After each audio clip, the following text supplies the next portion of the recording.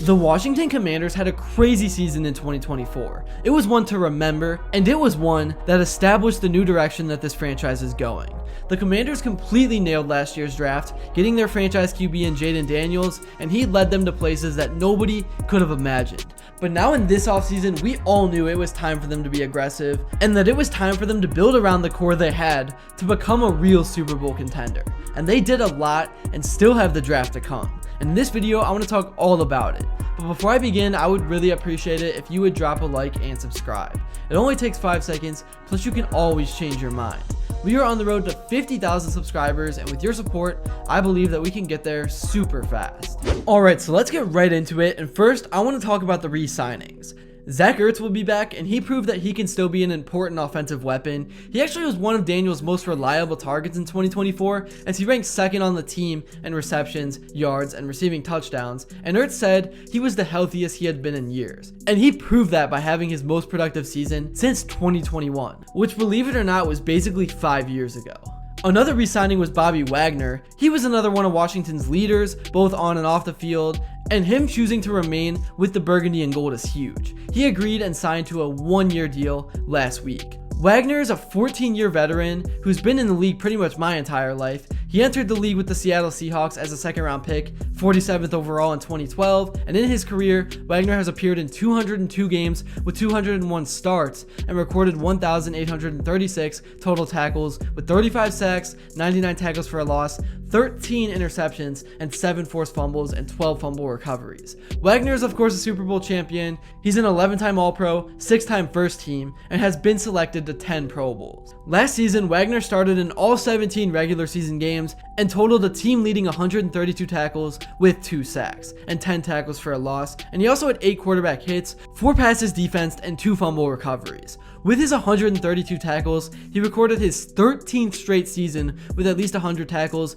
joining London Fletcher as the only other player to record 100 plus tackles in at least 13 straight seasons in the history of the NFL. The next re-signing I want to talk about is tight end John Bates. Bates has reportedly agreed to remain with the Commanders, who drafted him in the 4th round of the 2021 draft on a multi-year deal, according to NFL Network's Mike Garafolo.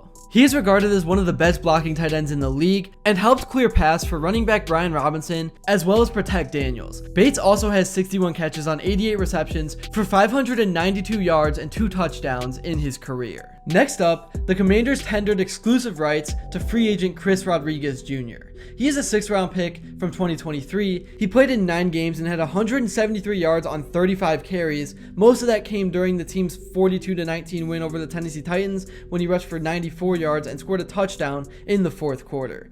And then the Commanders have reportedly agreed to terms with running back Jeremy McNichols, putting up 261 rushing yards and a touchdown on 55 carries. He proved to be a solid replacement for both Brian Robinson Jr. and Austin Eckler, as he really was able to replicate some of Robinson's power and also Eckler's versatility. His best game came in Week 4 against the Arizona Cardinals when he had to replace Eckler while he was in the concussion protocol. He carried the ball 8 times for 68 yards and scored 2 touchdowns in the 42-14 win. Also, the Commanders brought back Marcus Mariota, and I think he is one of the better backups that you can have in this league because of his experience and mobility. And it's crazy that he's a vet now, because I remember like it was yesterday when he was the QB at Oregon going up against my Buckeyes in the national championship. Now to move on to the juicy stuff with trades and free agency, we have to start with none other than the Deebo Samuel trade, because man did this change things for Washington and for Jayden Daniels. He's one of the league's most dynamic players of the last 4 years. The terms include the Commanders sending their 2025 5th-round pick to the 49ers. Samuel, who was a 2nd-round pick by the 49ers in 2019, has 5,935 total yards and 42 touchdowns on 536 touches. Although his best season came in 2021, which was 4 years ago, when he earned a Pro Bowl and first-team All-Pro selection for amassing 1,770 yards and 14 touchdowns, which still is insane to think about. He has recorded at least 800 scrimmage yards in 5 of his 6 NFL seasons, and he has a lot lot of experience. And even though he is getting older, he still has a lot left in the tank. It was a great pickup at the right time for the right price. Let me know what you guys thought about this in the comments below. And then another huge move was to get Leremy Tunsil. Honestly, he could be even bigger than the Deebo move. The Commanders really wanted to address the offensive line to protect Daniels this offseason, and they've reportedly done so by acquiring one of the best left tackles in football. Tunsil, a first-round pick by the Miami Dolphins in 2016, is a 5-time Pro Bowler, all of which have come since 2019, with 125 starts in as many games. Few players have performed as well as Tunsil when it comes to protecting quarterbacks, as he received a pass blocking grade of at least 84 from Pro Football Focus in 5 of the last 6 seasons. He allowed 0 pressures in 7 games last season, second only to Lane Johnson among offensive tackles. Now, in terms of the players that have signed with the Commanders, Washington added to their defensive line by reportedly agreeing to terms with former Jets defensive tackle Javon Kinlaw. He spent the first 4 seasons of his career with the San Francisco 49ers before signing with the Jets on a 1-year deal. He has played in 58 games with 45 starts and recorded 110 tackles in his career.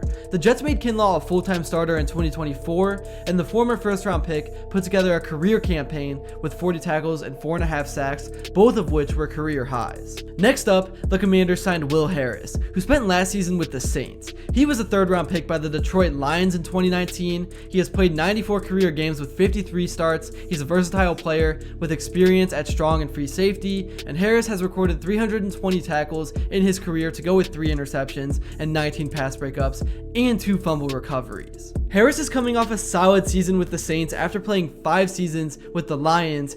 He recorded 74 tackles, the 2nd best total of his career, and his most since 2021 as the Saints starting strong safety. He also broke up a career-high 5 passes and intercepted 1. Also, the Commanders signed Eddie Goldman, a 2nd-round pick by the Chicago Bears in 2015. He has played in 98 games with 83 starts. He's recorded 191 tackles with 14 sacks and 24 quarterback hits. Goldman retired after the 2021 season, but returned in 2024 and started 10 games for the Atlanta Falcons. I think he could be solid. Obviously, he has a ton of experience. Let me know what you guys think about that one. And then for the last pickup that I want to address, Jonathan Jones was a big addition. He was a 2016 undrafted free agent out of Auburn. He has spent his entire career with the New England Patriots with 71 starts in 132 games. He's recorded 436 tackles in 9 seasons with 57 pass breakups and 11 interceptions, 4 of which came during the 2022 season. Jones has started at least 14 games over the last 2 seasons and has experience playing on the outside and in the slot. The Commanders did make a few more moves like getting Wise and Osborne, but now I want to talk about the draft because the Commanders have a chance to get even younger and better and add to what they have already done. With the 29th overall pick, I think Washington should take Josh Simmons from the Ohio State University. I am a Buckeyes fan, as I mentioned earlier, so I've watched a ton of live games and also film on him, and I think he would be a great pickup. And the offensive line is the most important piece to this entire Jayden Daniels puzzle because you got to keep him healthy, you got to give him protection so that he can make good throws on target and have enough time to do so. But mainly, like I said, the injuries, that's the most important part. That's the thing that every Washington fan is so scared of. 2025 should be a super fun and exciting season for Washington.